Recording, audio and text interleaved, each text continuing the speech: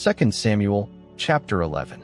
At the return of the year, at the time when kings go out, David sent Joab and his servants with him, and all Israel, and they destroyed the children of Ammon and besieged Rabbah. But David stayed at Jerusalem. At evening, David arose from his bed and walked on the roof of the king's house. From the roof, he saw a woman bathing, and the woman was very beautiful to look at. David sent and inquired after the woman. One said, "Isn't this Bathsheba, the daughter of Eliam, Uriah the Hittite's wife?" David sent messengers and took her, and she came in to him, and he lay with her, for she was purified from her uncleanness, and she returned to her house. The woman conceived, and she sent and told David, and said, "I am with child." David sent to Joab, "Send me Uriah the Hittite."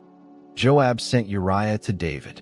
When Uriah had come to him, David asked him how Joab did, and how the people fared, and how the war prospered.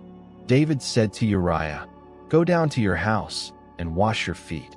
Uriah departed out of the king's house, and a gift from the king was sent after him. But Uriah slept at the door of the king's house with all the servants of his lord, and didn't go down to his house. When they had told David, saying, "Uriah didn't go down to his house," David said to Uriah, "Haven't you come from a journey? Why didn't you go down to your house?"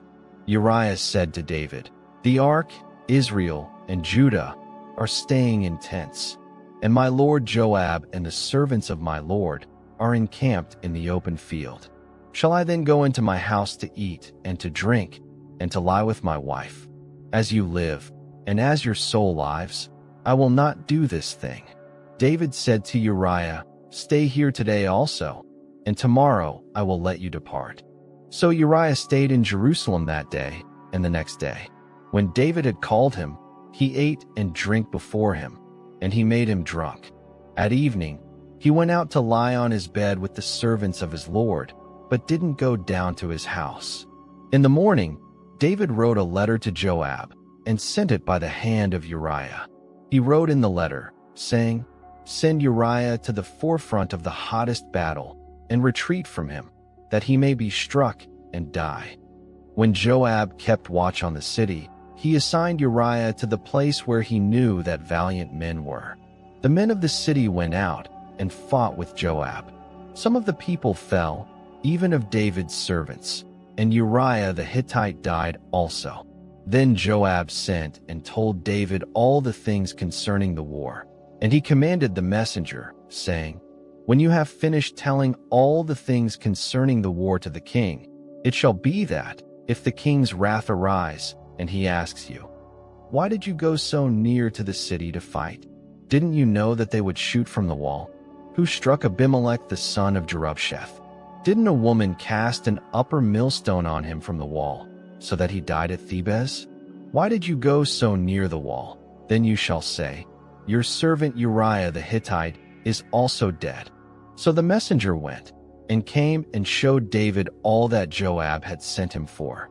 The messenger said to David, "The men prevailed against us and came out to us into the field, and we were on them even to the entrance of the gate.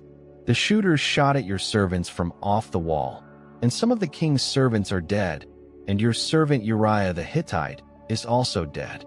Then David said to the messenger, "Tell Joab, don't let this thing displease you, for the sword devours one as well as another. Make your battle stronger against the city and overthrow it. Encourage him." When Uriah's wife heard that Uriah her husband was dead, she mourned for her husband. When the mourning was past, David sent and took her home to his house, and she became his wife and bore him a son. But the thing that David had done displeased Yahweh.